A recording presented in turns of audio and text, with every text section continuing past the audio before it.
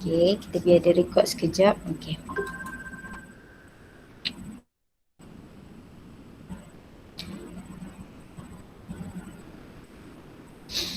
Okay, so hari ni kita akan masuk dalam bidang akhlak Islamiah. Syukur menyubur iman. Okay. So kita akan tengok apa topik-topik yang akan kita pelajari berkaitan syukur. Semua kena ada sifat syukur tersebut supaya kita tidak kufur nikmat yang Allah dah beri pada kita ya. Kalau dalam buku teks boleh rujuk muka surat 197.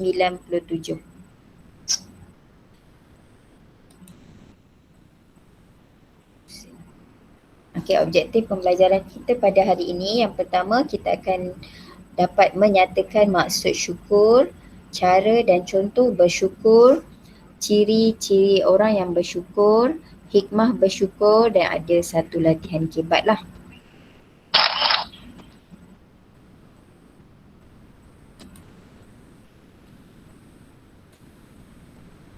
Okey, yang pertama sekali kita lihat kepada maksud syukur dari segi bahasa.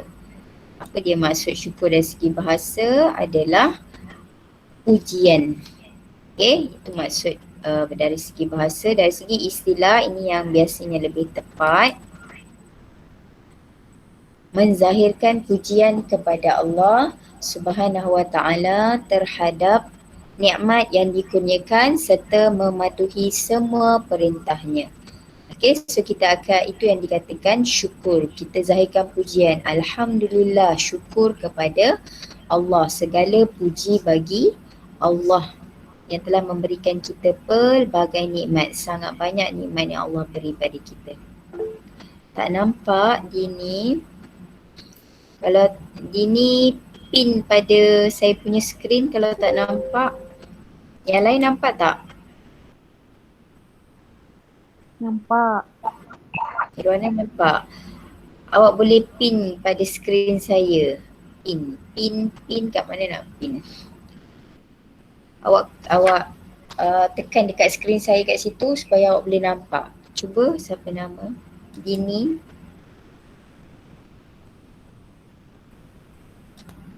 Tak nampak apa-apa. Itulah kena pin. Kadang-kadang memang kadang dia tak dapat dilihat.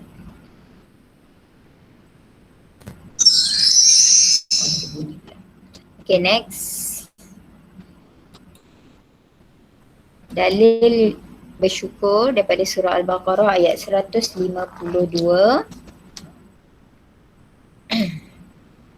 Fazkuruni azkurkum washkuruli wala takfurun. Okay, ini adalah dalilnya yang membawa maksud. Oleh itu ingatlah kamu kepadaku supaya aku membalas kamu dengan kebaikan. Dan bersyukurlah kamu kepadaku dan janganlah kamu kufur. Dan saya kata kita kena bersyukur supaya kita tidak kufur nikmat. Dan Allah boleh tarik bila-bila masa sahaja nikmat yang dah diberikan. Okay, so next kita masuk kepada cara dan contoh bersyukur. Yang pertama, yang ni dari segi perbuatan ya, dia ada beberapa. Dari segi perbuatan, kita mengamalkan amalan fardu dengan tekun dan istiqamah. Okay, amalan fardu, amalan-amalan yang wajib yang Allah perintahkan kepada kita. Okay, so kita kena buat dengan tekun, bersungguh-sungguh dan istiqamah ni berterusan lah melakukan perkara tersebut. Yang kedua, kita memperbanyakkan amalan sedekah. Bukan sahaja pada bulan Ramadan kita rajin sedekah, bila-bila masa sahaja. Dia yang kata kita boleh sedekah subuh, selepas kita solat subuh kita sedekah. Sedia satu tabung untuk kita sedekah. Kita kumpul dalam masa 30 hari ke ataupun berapa hari, berapa yang kita ada, kita masukkan dalam tabung. Okay, lepas tu kita sedekahkan di masjid, surau ataupun pada orang-orang yang kurang berkemampuan. Okey, yang ketiga, kita melakukan suruhan Allah dan meninggalkan larangannya. Ini dari segi perbuatan ya, mengelandikan cara kita bersyukur. Kita buat apa yang Allah suruh, kita jangan buat apa yang Allah larang. Allah tak bagi kita buka aurat, kita jangan buat. Allah kata jangan meninggalkan solat. So kita kena rajinlah solat. Dan yang keempat, melakukan sujud syukur apabila mendapat nikmat atau terlepas daripada musibah. Okey, sebaik-baiknya, seafdalnya kita sujud syukur ni kita ada wuduk lah. Okey, dia tak adalah cara yang khusus sangat. Okey, awak boleh angkat takbir. Sama ada berdiri ataupun duduk pun boleh. Sama ada lepas awak tahiyat akhir, awak dah solat semua, awak teringat nak sujud syukur. Bukan sekadar bila kita dapat nikmat. Mungkin setiap hari kita dapat nikmat kan? Nikmat bernafas, semua nikmat yang Allah bagi. So kita bersyukur, kita angkat takbir, kita kata kita nak sahaja aku sujud syukur kerana Allah Ta'ala. Kita angkat takbir Allahu Akbar, dan terus kita sujud.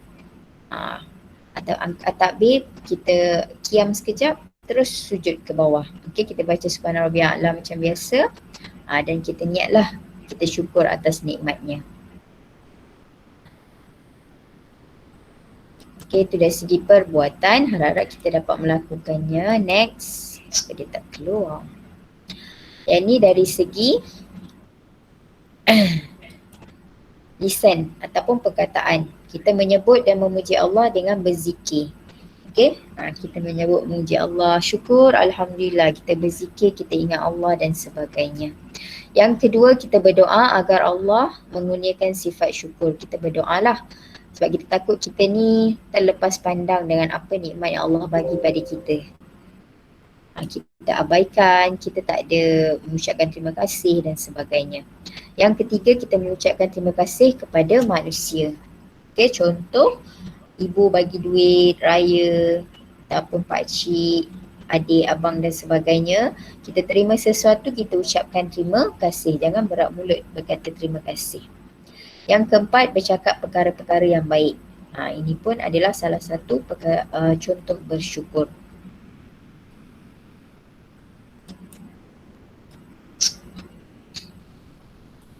Okey, yang ni cara dan contoh bersyukur dari segi hati. Okey, kita bersangka baik terhadap Allah atas apa yang Allah dah berikan pada kita. Yang kedua, kita ingat dan memuji Allah Subhanahu Wa Taala. Yang ketiga, kita meyakini bahawa nikmat yang diterima adalah daripada Allah.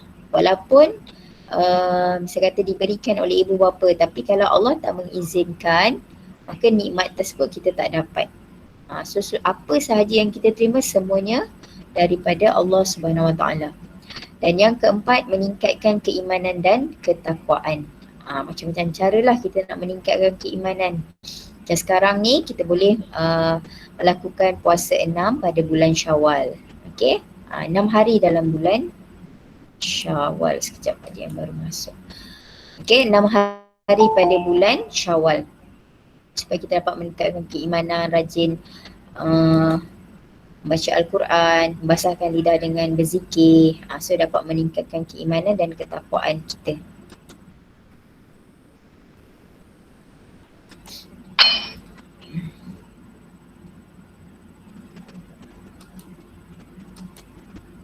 Okey, ciri-ciri orang yang bersyukur adalah, adakah kita termasuk dalam kalangan orang tersebut? Yang pertama, rajin dan tekun beribadat. So itu tanda-tandanya, ciri orang yang bersyukur, kita rajin nak buat ibadat, bukannya malas nak buat ibadat. Yang kedua, bersangka baik dengan kejayaan orang lain. Ini kena berhati-hati jugalah. Sebab kadang-kadang orang berjaya, kita ada rasa dengki, itu maksudnya kita tidak bersyukur. Kita nak lebih daripada dia. So kita ucapkan tahniah, kita bersangka baiklah. Okay. Yang ketiga, sentiasa berasa qanaah dengan kurniaan Allah. Kita dah belajar kan tajuk qanaah. Yang ni kita berasa cukup apa yang Allah dah berikan pada kita. Kita terima. Okay. Dan yang keempat, menjadi seorang yang pemurah. Pemurah dari segi senyuman, pemurah memberikan perkhidmatan, kita tolong orang, itu pun pemurah. Okey, pemurah nak memberikan makanan pada orang lain, belanja orang makan dan sebagainya. Okey, sentiasa bertawakal kepada Allah. Kita serahkan segala-galanya kepada Allah. Kita dah buat, kita dah usaha semua, kita serahkan kepada Allah. Oh, Dini tak nampak lagi Macam mana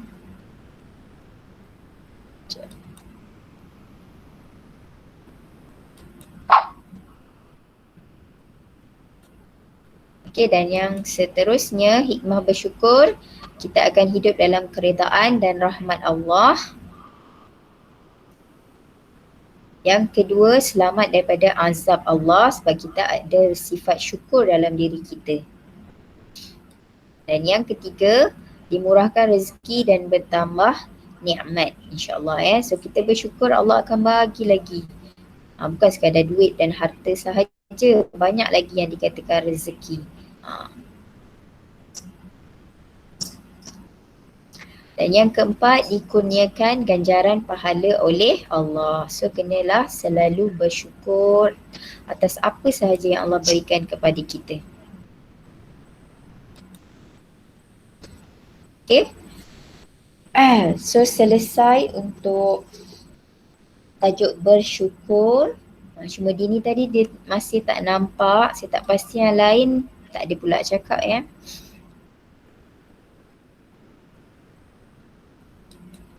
Tapi Dini dengar suara saya ataupun tidak? Dengar.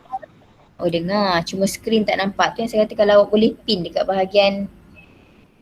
Tapi ni dah selesai dah ni, tak apalah. Nanti saya record, nanti boleh tengok balik kat YouTube lah. Okay. So setakat tu ada sebarang pertanyaan tentang syukur.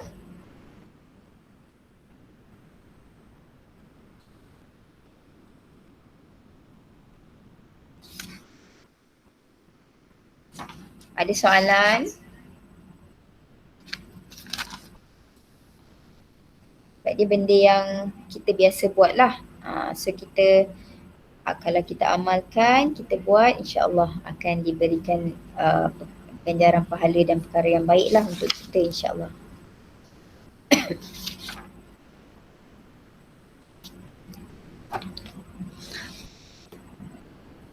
Okey, kalau tak ada, kita tengok sedikit pada latihan klibat.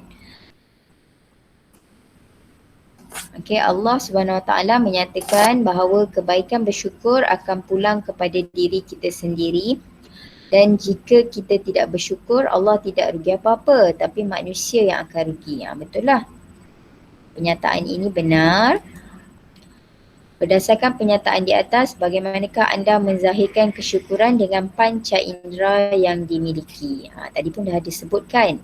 So apa, macam mana cara kita nak menzahirkan kesyukuran dengan panca indera yang kita ada?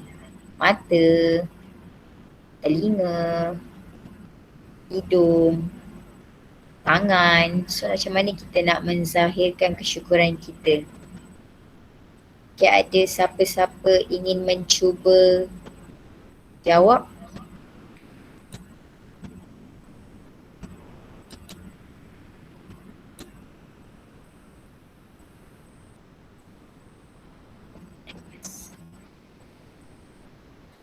Okay, ada yang nak cuba jawab macam mana nak menzahirkan rasa kesyukuran?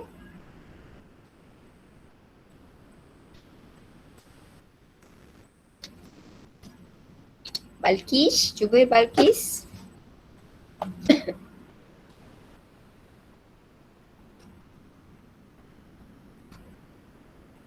Balkis Maisara.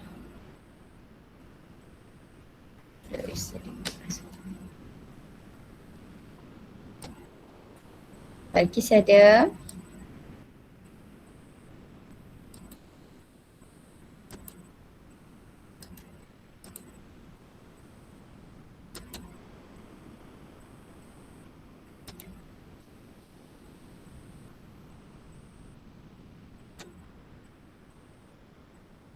Siapa nak cuba cepat-cepat? Kita nak selesaikan. Sebab saya pun kejap lagi ni pukul 1 kejap lagi azan, solat dulu baru kelas ada. Okey, ada. Macam mana cara nak menzahirkan kesyukuran? Nazrin?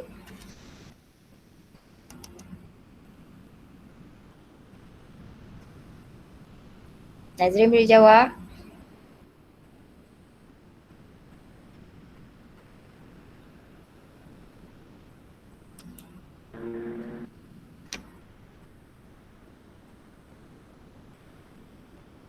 Nazrin pun tak ada. Ya. Okey, sementara tu, okey Nazrin, macam mana cara nak menzahirkan kesyukuran? Dengan menjaga pandangan mata. Okey. Agar tak ada. Saya baru dapat itu dah, tak sempat nak fikir. Oh, Alhamdulillah dengan menjaga pandangan mata. Okey, isinya bagus. 1 markah di situ. Siapa nak tambah huraian? Saya rasa saya nak cuba tapi isi lain. Oh, isi yang lain. Okey, cuba.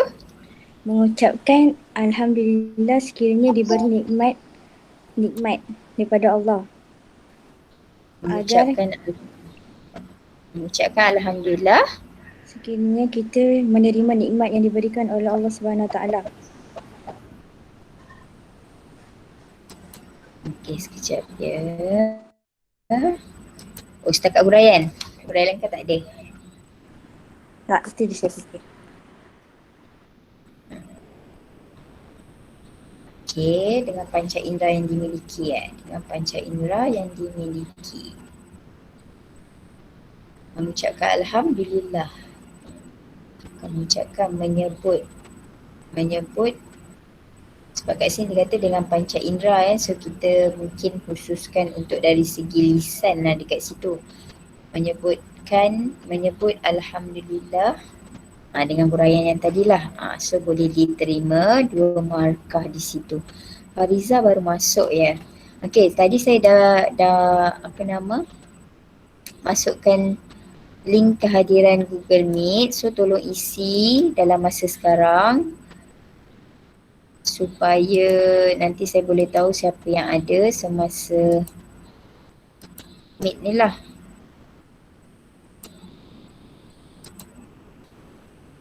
Tolong isi dahulu kehadiran